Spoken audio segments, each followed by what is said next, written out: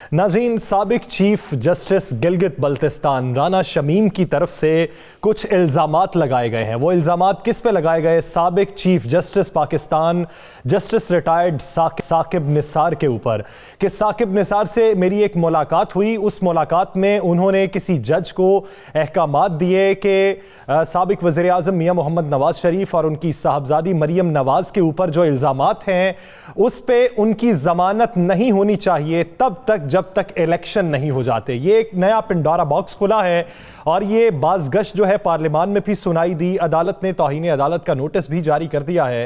इस ज़िमन में जब ये बयान जारी हुआ तो साबिक वज़ीर आज़म शाहिद खाकान अब्बासी का भी एक बयान सामने आया। वो बयान पहले मुलाहिजा करते हैं, फिर हुकूमती पे जाएंगे, फिर कुली तौर पर इसका इहाता करेंगे।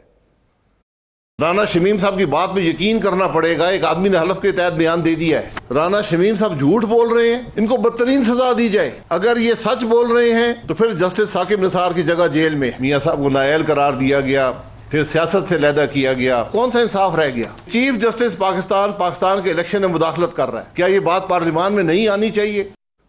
ये तो मौक़िफ़ था पाकिस्तान मुस्लिम लीग नून के सीनियर नायब सदर का। हुकूमती मौक़िफ़ क्या है? वज़ीर इत्तलात फवाद चौधरी क्या इस हवाले से कहते हैं, वो भी ज़रा मुलाहिज़ा कर लीजिए। नून लीग ये करती है कि जब भी उनकी कोई तारीख अदालतों में लगने वाली होती है वो जजों को, इदारों को और अदालतों को खराब करने के लिए एक पूरा मैकेनिज्म शुरू कर देते हैं। हमेशा इन लोगों ने कोशिश की है कि अदालतों को मुतनाज़ा किया जाए। मौसूफ पहले सिंध हाई कोर्ट में उनको जज लगाया गया और वहाँ पे वो चंद महीने जज रहे, उसके बाद इनको सैक कर दिया गया। नून लीग ने 2015 में इनको अपना जाके वहाँ पे जज लगा दिया। राना साहब, जब ये खबर मंजर आम पे आई उसके बाद हुकूमती मौक़िफ़, अपोजिशन के इल्ज़ामात, आप अब तक इस खबर की जांच पड़ताल क्या कर सकें? बिस्मिल्लाहिर्रहमानिर्रहीम। अस्सलातु वस्सलामु अलैका या सय्यदी या रसूलल्लाह, अस्सलातु वस्सलामु अलैका या सय्यदी या हबीबल्लाह। या सर, ये खबर सुबह से जीनत बनी हुई है सोशल मीडिया की। टीवी चैनल्स पे leads, super lead, breaking news, सब कुछ चल रहा। अखबार, टीवी चैनल्स पे, तमाम टीवी टॉक शोज़ में भी यही डिस्कस हो रहा है। इस एफिडेविट की वैल्यू क्या है, इससे भी डिस्कस किया गया। आपने एतजाज़ एहसन साहब का 92 पे सुन लिया, उन्होंने क्या कहा। या सर, एक चीज़ समझ नहीं आती, जब भी मियां मोहम्मद नवाज शरीफ या मरियम नवाज शरीफ साहिबा की तारीख पेशी होती है, उस या कुछ डेट लगने लगती है या कोई मामला चलने लगता है, तो उससे पहले अदलिया पर हमला क्यों होता है? सर, अरशद मलिक जज जो है, उनके हवाले से देख लें, उनकी पूरी वीडियोस, मुबैना वीडियोस सामने लाने वाले, उस पर सारा कुछ करने वाला लंदन चला गया, लंदन में बैठा हुआ है। जज साहब जो हैं, ये भी इस वक्त जहाँ पे मौजूद है, आपको पता है। आखिरकार बहुत से लोगों का ज़मीर उस वक्त क्यों जागता है जब वो अपने ओहदे पे नहीं होते?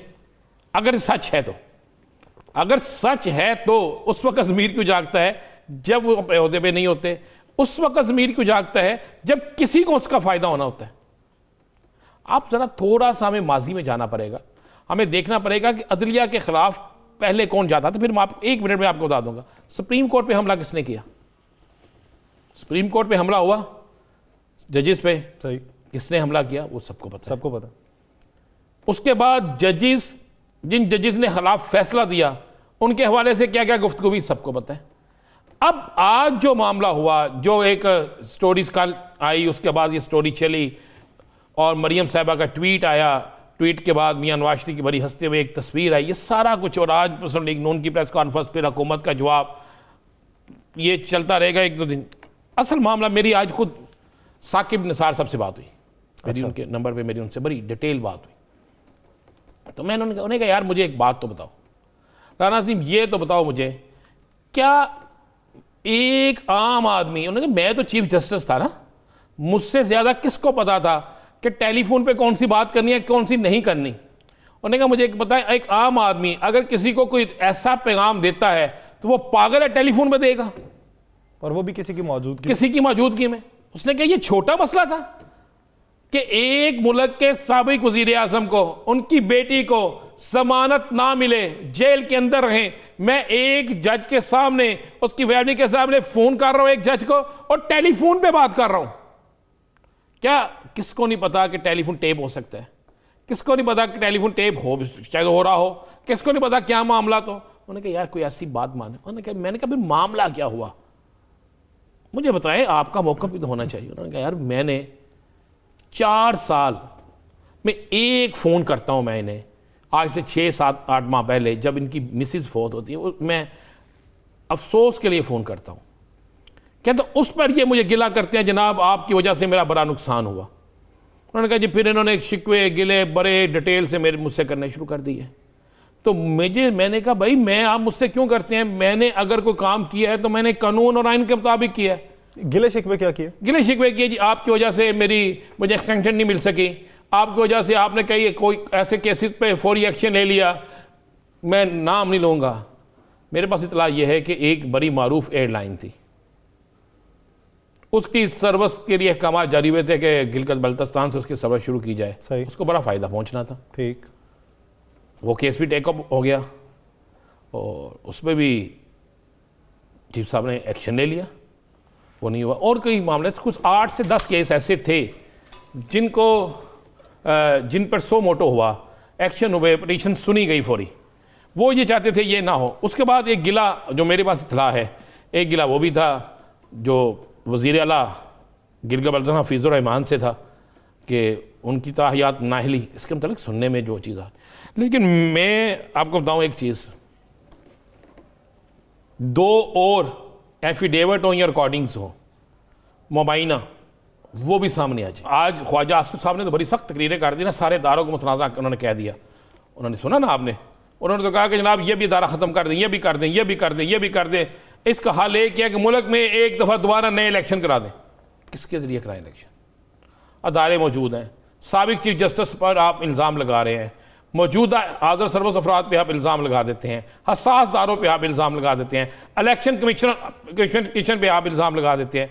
या सर ये सारा क्या आप ये समझते हैं कि ये सिर्फ साबिक जज पे इल्ज़ाम लगाया गया? क्योंकि अगर फर्ज कर लिया, साबिक जज पे नहीं लगाया गया, ये पाकिस्तान की अदलिया पे लगाया गया है। अदलिया पे तो है ही है, लेकिन ये हो भी सकता है कि किसी हाजिर सर्विस पे भी आपने इल्ज़ाम लगाया। आप जो हवाला दे रहे हैं फ़ोन का कि फ़ोन किया गया किसी को, तो अब क्या किसी को पता कि वो जज जिसे फ़ोन किया गया है वो तो हाजिर सर्विस हो ही सकता है ना? नहीं है जी, हो ही सकता है।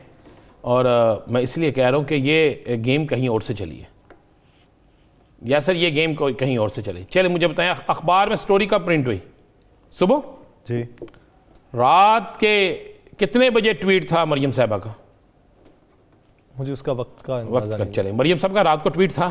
सही। मरियम साहिबा को ख्वाब आ गई? मरियम साहिबा को किसने इतला दे दी? इतला तो दी गई होगी, क्योंकि अगर लंदन से हुआ है तो इतला तो फिर पहले मौसूल हो गई। समझ लेना चाहिए ना, जब जहां से हुआ फिर जिनके पास इतला आई, जिन्होंने आज प्रेस कॉन्फ्रेंस की, जिन्होंने बाकी सारा कुछ आगे रखा, ये सारा कुछ मैं वही कह रहा हूं। 4 साल पहले एक वाकया हो गया या 3 साल पहले एक वाकया हो गया, उस वाकये को उस वक्त क्यों नहीं सामने लाया गया? 1 साल बाद क्यों नहीं सामने लाया गया? क्यों नहीं लाया गया यासर? इसलिए नहीं लाया गया कि उस वक्त का तयन नहीं था। मुझे तो कुछ लोगों ने, बड़े अहम लोगों ने यह भी कहा कि चूंकि उन्हें पता है कि कुछ चेन ऑफ कमांड चेंज हो रहा है, कुछ और मामलात हैं, तो ये अपने कोशिश कर रहे हैं कि किसी तरीके से हम ये साबित करें कि हम बहुत ताकतवर हैं, हमारे साथ कोई कंप्रोमाइज किया जाए। चले मैं आपको अंदर की बात बता देता हूं। समझते हैं उन उम्मीदों पे तो पानी फिर चुका, मजीद फिर जाएगा ना। मैं कह रहा हूं कि इन्होंने कहा कि हम ये साबित कर देंगे हमारे पास, हम जब चाहे जिसके खिलाफ चाहे जो चाहे ला सकते साहब। मुझे पता मेरी आज की इस गुफ्तगू से बड़ी तकलीफ होनी है और सोशल मीडिया पे एक नई चीज़ें शुरू हो जाती हैं, लेकिन मैं आपको ये मुसद्दका कह रहा हूँ। मैंने एक ज़िम्मेदार शख्स से पूछा, मैं कि जी इसका क्या रिजल्ट निकलेगा? उसने कहा कुछ नहीं निकलेगा, फ़ायदा लेने वाले नुकसान में जाएंगे। मैंने कहा ये आप क्या कह रहे हैं? उन्होंने कहा जी मैं आपको बिल्कुल कह रहा हूँ, जो फ़ायदा लेने वाले हैं वो नुकसान में जाएंगे और कोई नहीं, ये हुकूमत भी कायम रहेगी, सब कुछ रहेगा, उल्टा इनको नुकसान होगा। ये यासर मैं आपको वो मुसद्दका इतला दे रहा हूँ। अच्छा, मेरा एक सवाल है राना साहब आपसे, आपकी सहाफ़ती नज़र क्या कहती है कि जब एक बड़ा हल्का इस बात पे राज़ी हो चुका था कि हुकूमत के ख़िलाफ़ तहरीक जो है वो हम किसी दूसरे तरीके से चलाएंगे जिसमें अवामी राय शामिल हो, तो फिर ये पैंतरा बदलने की क्या ज़रूरत पेश आई? तारीख है 17 तारीख को क्या हो रहा है? पेशी है मरियम साहिबा की। 17 देखे ना, मैं वही कह रहा हूँ कि 4 साल में ज़मीर नहीं जागा। 3 साल पहले एफिडेविट नहीं आया, 2 साल पहले एफिडेविट नहीं आया, अब अचानक एफिडेविट आ गया। मैंने आपको बता दिया है कि ये दो अदारों को पैगाम देने के लिए किया गया है कि जनाब हम बड़े ताकतवर हैं, हम किसी वक्त भी कुछ कर सकते हैं, लिहाजा इसके लिए तैयार हैं।